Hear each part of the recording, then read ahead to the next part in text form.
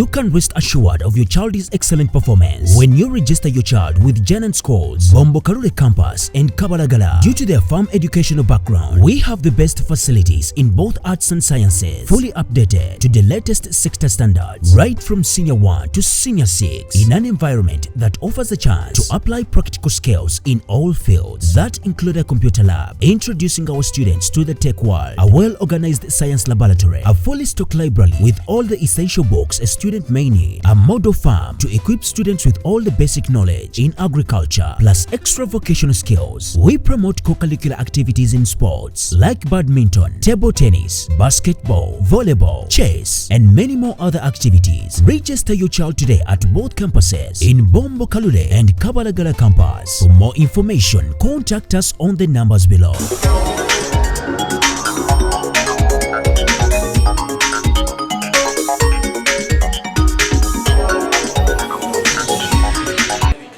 Abantu abenjawulo bakyeyiwa mu maka g'omugenzi Roma Lungujja okumukungubagira.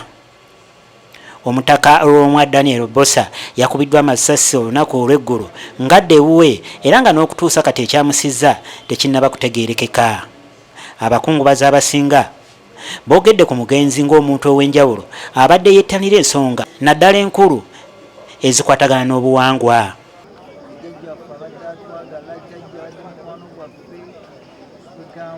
Kusaidia ekikasobola kukinyonyola naye tufunye omuggo munene nnyo okutukubiddwa era abakikoze tumanyi Katonda yaba abasasula wokka ne jjajja olwaleero tubadde ku mukolo okumanyagana ekyabwe katusi essiga lya Ssekoma yabadde omugenyi omukulu n'agabula abazzukulu ne tubeera naye omukolo ne gugwa bulungi n'asimba omuti era nze ayogedde n'ebigambo ebisiibula nti jjajja tutambule tugende. Tambudde ebigere nga bisatu ogenda ku mmotoka agenza okulaba nga bamukubi yabadde mu kanzu ng'alabika ava ku mukolo ng'ejjudde omusaayi. Amangu ago bantegeeza nti ababooda waliwo ababooda abakola wano mu kitundu nti ababakubi babakoze eki babagoberedde nadduse nkime emmotoka nange nsobole okuwondera ku babooda abo ne bwe natuuse.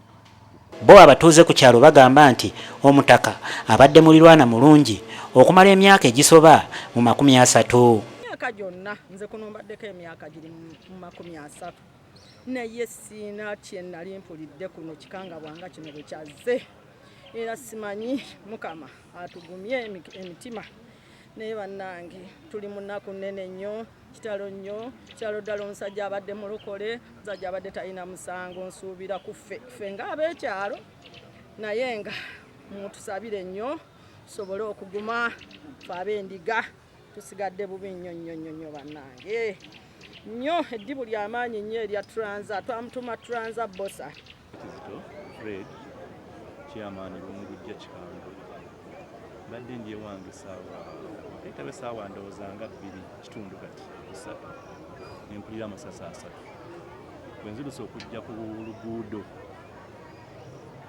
wegawulikise. Bano si be bokka aboogedde ku mugenzi wabula n'ab'ekibiina ki FDC bavumiridde ettemu lino era ne basaba wabeewo okunoonyereza okw'enjawulo. That's why we believe the police can do the work if they wanted to do it. And they should be careful with this case. People are upping up their game. The mere fact that ordinary people can chase people who have just shot someone and he has a gun and he's shooting at them, but they continue chasing him. This is going to be another phase.